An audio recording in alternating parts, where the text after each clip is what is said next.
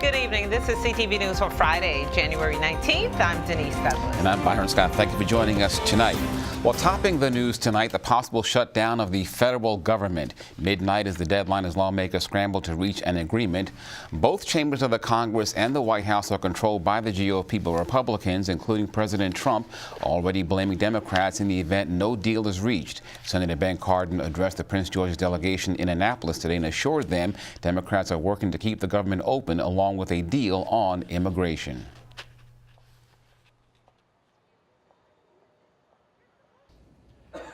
Should we have done this in October? Maybe. But Democrats have agreed on a continuing resolution in an effort to try to get this resolved. Should we have drawn the line in December before the holidays? Again, we were convinced to give them a little bit more time in order to get this resolved. We've done it 3 times now.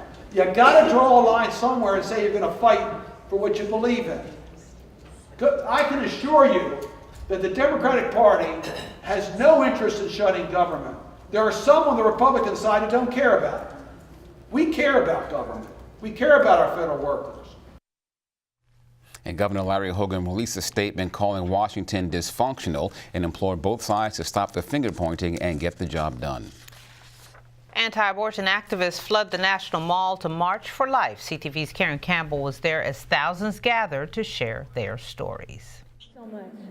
Today marks the 45th anniversary of Roe v. Wade, when the Supreme Court legalized abortion. Well, today, tens of thousands of people gathered here at the National Mall to March for Life.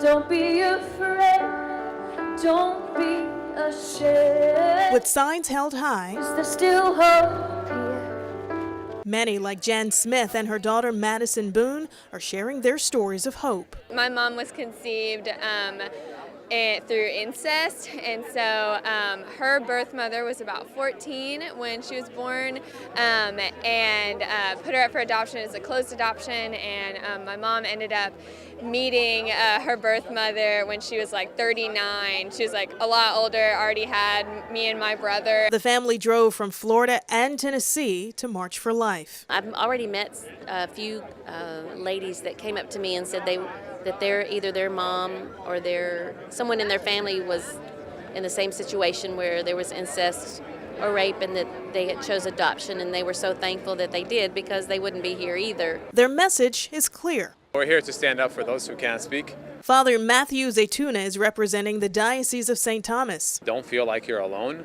And even if you have had an abortion, don't feel like you are alone or hated. You are loved. Speaking as my title, Father Matthew, the Father in heaven loves you and wants you. And I don't want you to feel like you're stigmatized.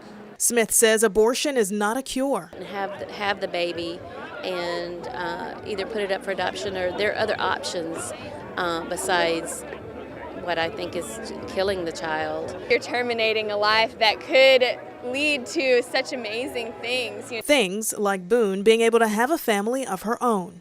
President Donald Trump is expected to address the crowd via satellite from the Rose Garden, the first for any sitting president. In Washington, Karen Campbell, CTV News. Thank you, Karen. A Prince George's lawmaker says if the head of the county school system were in any other jurisdiction, he would have been ousted by now. Delegate Jay Walker spoke with CTV today about Tuesday's confrontation during a delegation meeting over how the school system is being run. I think that if he were in any other jurisdiction, I think he'd already be gone. You don't lose $6.5 million of federal Head Start funding. You don't have graduation fraud, kids graduating that aren't qualified out there and still act like, oh, you're doing a great job here. So that's what I always say. I'm pretty sure if he was in any other jurisdiction, he would no longer be the CEO. Several years ago, lawmakers voted to allow the county executive more control over the school system after a high turnover of superintendents. The delegation is now considering legislation to take away the executive's control. And despite the disappointment of not making it on Amazon's short list of cities for HQ2, Prince George's officials say they will continue looking for new economic opportunities. That said, Montgomery County, Northern Virginia, and the District of Columbia did make the list of 20 for Amazon's second headquarters, which means Maryland is still in the running. The move could mean 50,000 new jobs for Maryland. I'm awful thrilled out of however many 1,300, 1,700 applicants that were on the short list, and we have a chance to bring 50,000 jobs to Maryland. This is our package for Montgomery County is going to include, obviously we have major road improvements already going on there with improvements to 270 and 495. We're in the middle of moving forward on the construction of the Purple Line. Although we don't directly benefit with the sites that we have, I know one of the sites is in my district up at the Greenbelt Metro, we still have an opportunity to be a benefit to the state of Maryland and the region. Amazon is expected to name the winning jurisdiction sometime this year. The Council on American Islamic Relations has filed a federal lawsuit on behalf of 6 Maryland prisoners. The group claims that Muslims in Prince George's County are being restricted from practicing their religion, specifically that they are prohibited from gathering for congregational prayers in the prisons.